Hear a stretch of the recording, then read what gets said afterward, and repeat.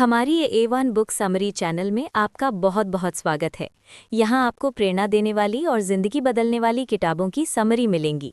आप book summary सुन सकते हैं और PDF बुक डाउनलोड भी कर सकते हैं फ्री वीडियो डिस्क्रिप्शन से। नए वीडियो देखने के लिए कृपया चैनल को सब्सक्राइब करें। क्वाइट, अंतर्मुखी की शक्ति, सुज़ैन केन की पुस्तक पर आधारित। प्रस्तावना: वो शक्ति जो चुप रहकर बोलती है। 1955 में एलबामा, अमेरिका। एक थकी हुई महिला बस में बैठी थी। जब बस ड्राइवर ने कहा, पीछे बैठो, उस महिला ने शांत लेकिन दृढ़ता से मना कर दिया।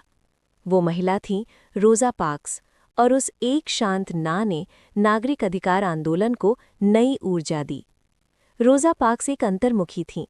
सुज़ैन केन कहती हैं कि दुनिया में 1/3 से आधे लोग अंतर्मुखी हैं, लेकिन हमारी दुनिया बहिर्मुखियों के लिए बनाई गई है। ये किताब उन सब के लिए है जो सोचते हैं, मैं बहुत शांत हूँ, मैं पार्टी में असहज हो जाता हूँ, मुझे अकेले काम करना पसंद है। और ये किताब उन्हें बताती है, ये कोई कमज़ोरी नहीं, ये एक अलग और बहुत शक्तिशाली तरीका है। भाग 1, बहिर्मुखी आदर्श। अध्याय 1, व्यक्तित्व का उदय, the rise of the extrovert ideal. Cain कहती हैं, अमेरिका में 20वीं शती की शुरुआत तक चरित्र सबसे महत्वपूर्ण था, नैतिकता, सच्चाई, गहराई। लेकिन जब व्यापार बढ़ा, शहर बड़े हुए, तो एक नई मांग आई, व्यक्तित्व, पर्सनालिटी। अच्छे लोग नहीं, प्रभावशाली लोग, वे जो कमरे में घुसते ही सबका ध्यान खींचें। डेल कार्नेगी की किताब how to win friends and influence people इसी विचारधारा की उपज है, और धीरे धीरे अंतर्मुखी को एक समस्या माना जाने लगा। केन का कहना है कि ये एक सांस्कृतिक पूर्वाग्रह है, वास्तविकता नहीं। अध्याय 2, करिश्माई नेतृत्व का मिथक, the myth of charismatic leadership. Harvard business school, दुनिया का सबसे प्रतिष्ठित प्रबंधन संस्थान। केन वहां गईं और पाया कि वहां हर बात जोर से बोलना अनिवार्य था। जो चुप रहता वो कमजोर माना जाता। लेकिन केन ने एक और सत्य खोजा। जिम कॉलिंस के शोध में पाया गया, दुनिया की सबसे सफल कंपनियां, लेवल 5 लीडर्स, अक्सर विनम्र, शांत और अंतर्मुखी नेताओं द्वारा चलाई जाती थीं। अब्राहम लिंकन अंतर्मुखी, बिल गेट्स अंतर्मुखी, एल्बर्ट आइंस्टाइन अंतर्मुखी, वॉरेन बफेट अंतर्मुखी। केन का निष्कर्ष: सबसे जोर से बोलने वाला सबसे बुद्धिमान नहीं होता। भाग 2, अंतर्मुखिता का विज्ञान। अध्याय 3, अंतर्मुखी और बहिर्मुखी में क्या फ़र्क है, व्हेन कोलैबोरेशन किल्स क्रिएटिविटी। केन एक महत्वपूर्ण प्रश्न पूछती हैं, क्या मिलकर काम करना हमेशा बेहतर होता है? ग्रुप थिंक का खतरा। जब लोग समूह में होते हैं तो एक अदृश्य दबाव होता है सहमत होने का। पहले जो बोलता है वो सबकी सोच को प्रभावित करता है। एलेक्स ऑसबॉर्न ने ब्रेनस्टॉर्मिंग तकनीक बनाई, लेकिन शोध में पाया गया, अकेले काम करने वाले लोग समूह से ज़्यादा और बेहतर विचार देते हैं। न्यू ग्रुप थिंक, ये विचार कि खुले कार्यालय, टीम वर्क और सहयोग हमेशा बेहतर हैं, अंतर्मुखियों को चोट पहुंचाता है और उत्पादकता को भी। अध्याय 4, शांत की जीव विज्ञान, इस टेम्परामेंट डेस्टिनी। हार्वर्ड वैज्ञानिक जेरोम केगन का शोध। 4 महीने के बच्चों को नई चीज़ें दिखाई गईं। हाई रिएक्टिव बच्चे रो पड़े, घबराए। लो रिएक्टिव बच्चे शांत रहे, मुस्कुराए। 13 साल बाद हाई रिएक्टिव बच्चे अंतर्मुखी किशोर बने, लो रिएक्टिव बहिर्मुखी। क्यों? अंतर्मुखियों का तंत्र ज़्यादा संवेदनशील होता है, वे बाहरी उत्तेजनाओं से जल्दी भर जाते हैं, लेकिन यही संवेदनशीलता उन्हें गहरे विचारक, सतर्क निर्णय लेने वाले और बेहतरीन कलाकार बनाती है। अध्याय 5, बहिर्मुखी के फायदे और रिस्क, बियॉन्ड टेम्परामेंट। केन कहती हैं, बहिर्मुखी भी महान होते हैं, लेकिन उनकी एक कमजोरी है। 2008 की मांदी का अध्ययन, जिन बैंकों में उच्च बज़ यानी ऊर्जावान जोखिम लेने वाले बहिर्मुखी नेता थे, उन्होंने ज़्यादा जोखिम उठाए और ज़्यादा नुकसान हुआ, जबकि जिन संगठनों में शांत विचारशील नेता थे वो बेहतर बचे। बहिर्मुखी जोखिम, अत्यधिक आशावाद, समूह में जल्दी सहमति, चेतावनियों को नज़रअंदाज करना। अंतर्मुखी ताकत, गहरी सोच, सतर्क निर्णय, अकेले काम में उत्कृष्टता। अध्याय 6, सॉफ्ट पावर, कोमल शक्ति। केन ने एशिया में अंतर्मुखिता का अध्ययन किया। चीन, जापान, कोरिया, इन संस्कृतियों में शांत रहना, सुनना और विनम्रता गुण माने जाते हैं, जबकि अमेरिकी संस्कृति में जोर से बोलो, खुद को साबित करो, ये आदर्श है। केन कहती हैं, न पूर्व और न पश्चिम पूरी तरह सही है, लेकिन अंतर्मुखिता की शक्ति को पूरी दुनिया को पहचानना होगा। भाग 3, एक जैसा नहीं हूं मैं। अध्याय 7, जब आप अपनी प्रकृति के विरुद्ध जाते हैं। Free trade theory. Brian Little एक मनोवैज्ञानिक थे जो खुद अंतर्मुखी थे, लेकिन एक शानदार, ऊर्जावान प्रोफेसर भी। उन्होंने फ्री ट्रेड थ्योरी दी कि हम अपने स्वभाव के विरुद्ध भूमिका निभा सकते हैं, लेकिन केवल किसी महत्वपूर्ण उद्देश्य के लिए, और उसकी एक कीमत है। लिटिल को पढ़ाने के बाद बाथरूम में छुपना पड़ता था, 10 मिनट एकांत, फिर वापस।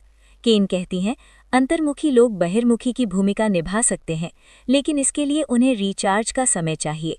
रेस्टोरेटिव नीश, वो जगह या समय जहां तुम फिर से खुद बन सको। अध्याय 8, विनम्र नेता का रहस्य। Introverts make better leaders. एक शोध में 2 प्रकार के नेता। पहला, बहिर्मुखी नेता, सक्रिय ऊर्जावान, टीम के साथ कम प्रभावी, क्योंकि वो अपनी बात थोपते हैं, टीम की बात नहीं सुनते। दूसरा, अंतर्मुखी नेता, सक्रिय, टीम के साथ ज्यादा प्रभावी, क्योंकि वो सुनते हैं, टीम के विचारों को फलने फूलने देते हैं। गांधी अंतर्मुखी, लेकिन उनकी शांत दृढ़ता ने एक साम्राज्य हिला दिया। रोजा पार्क्स अंतर्मुखी, लेकिन उनकी एक शांत निर्णय ने इतिहास बदल दिया। केन का संदेश, नेतृत्व के लिए सबसे जोर से बोलना जरूरी नहीं, सबसे गहरा सुनना ज्यादा जरूरी है। भाग 4, कैसे करें, कैसे जिएं। अध्याय 11, संचार और अंतर्मुखी। How to talk to introverts. अंतर्मुखी और बहिर्मुखी अलग अलग तरह से बात करते हैं। बहिर्मुखी सोचते सोचते बोलते हैं, बातचीत में विचार बनाते हैं। अंतर्मुखी पहले सोचते हैं फिर बोलते हैं, इसीलिए वो अक्सर बैठक में चुप रहते हैं, लेकिन बाद में सबसे गहरी बात कहते हैं।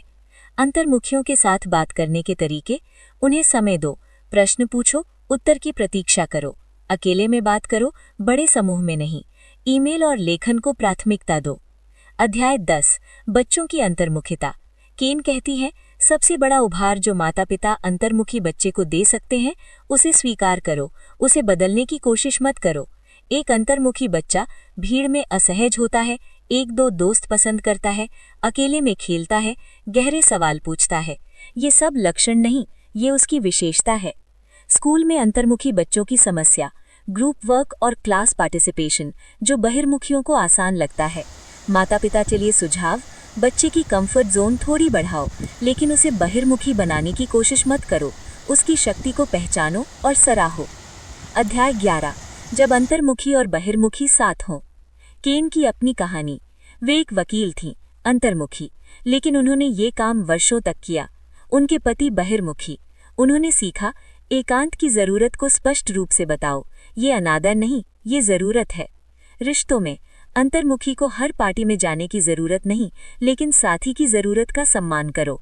बहिर्मुखी को साथी को ठीक करने की कोशिश छोड़ दो, उनकी चुप्पी दूरी नहीं, ये गहराई है। अध्याय 12, अंतर्मुखी की महान उपलब्धियां। केन ने दिखाया, दुनिया की कुछ सबसे बड़ी उपलब्धियां अंतर्मुखियों की हैं। आइजैक न्यूटन, अकेले एकांत में गुरुत्वाकर्षण और गणित को पुनः परिभाषित किया। चार्ल्स डार्विन, सामाजिक कार्यक्रमों से बचते थे, वर्षों तक एकांत में काम किया, विकासवाद का सिद्धांत का जन्म। जेके रोलिंग, एक शांत माँ, अकेले कैफे में बैठकर हैरी पॉटर लिखा। स्टीव वॉस्नियाक, एप्पल के सह संस्थापक, मैं एक इंजीनियर था, मैं अकेले काम करता था, मुझे पार्टियां पसंद नहीं थीं, लेकिन मैंने एप्पल 1 बनाया, अकेले। अध्याय 13, तुम्हारी क्वाइट पावर। केन का अंतिम संदेश अंतर्मुखियों के लिए। पहला, अपनी प्रकृति को स्वीकार करो, तुम्हें बदलने की जरूरत नहीं, तुम्हारी चुप्पी कमजोरी नहीं, शक्ति है। दूसरा, अपना रेस्टोरेटिव नीश खोजो, वो जगह, वो समय जहां तुम रिचार्ज होते हो, उसे प्राथमिकता दो। तीसरा, जरूरत पड़ने पर भूमिका निभाओ, जब महत्वपूर्ण हो बहिर्मुखी की भूमिका अपनाओ, लेकिन बाद में अपनी ऊर्जा वापस लेना मत भूलो। चौथा, अपनी गहराई का उपयोग करो, अंतर्मुखी गहरे सोचते हैं, एक विषय में महारत हासिल करते हैं, सावधानी से निर्णय लेते हैं, यही असाधारण काम करने का रास्ता है। पांचवा, बोलने का अपना तरीका खोजो, बड़ी बैठक में असहज तो एक एक से बात करो, लिखो, ईमेल करो, अपनी बात अपने तरीके से। उपसंहार, दुनिया को दोनों चाहिए। सुज़ैन केन की इस गहरी और महत्वपूर्ण पुस्तक का सार। पहला, 1/3 से आधे लोग अंतर्मुखी हैं, ये कोई कमी नहीं। दूसरा, बहिर्मुखी आदर्श एक सांस्कृतिक पूर्वाग्रह है, वास्तविकता नहीं। तीसरा, अंतर्मुखी की शक्तियाँ, गहरी सोच, सावधान निर्णय, एकांत में रचनात्मकता और सच्चे सुनने की क्षमता। चौथा, शांत नेतृत्व अक्सर सबसे प्रभावशाली होता है। पांचवा, अंतर्मुखी बच्चों को स्वीकार करो, बदलो मत। छठा, रेस्टोरेटिव नीश जरूरी है, अपनी ऊर्जा वापस पाने का समय। सातवां, दुनिया को दोनों की जरूरत है, बहिर्मुखी की ऊर्जा और अंतर्मुखी की गहराई। सुज़ैन केन का अंतिम संदेश। जब मैं बच्ची थी, मुझे लगता था कि मेरी चुप्पी एक दोष है, कि मुझे और बोलना चाहिए और ज्यादा मिलनसार होना चाहिए। लेकिन सालों बाद मैंने समझा, वो चुप्पी मेरी सबसे बड़ी ताकत थी। उसी चुप्पी में मैंने गहराई से सोचा, उसी में मैंने लिखा, उसी में मैंने ये किताब बनाई। तुम्हारी चुप्पी में भी एक दुनिया है, उसे खोजो, उसे संजो, क्योंकि दुनिया को तुम्हारी उस गहराई की ज़रूरत है। नए वीडियो देखने के लिए कृपया चैनल को सब्सक्राइब करें। वीडियो को आखिर तक देखने के लिए आपका बहुत बहुत धन्यवाद। अगर आप चाहें तो पढ़ने के लिए वीडियो डिस्क्रिप्शन से PDF बुक फ्री में डाउनलोड भी कर सकते हैं।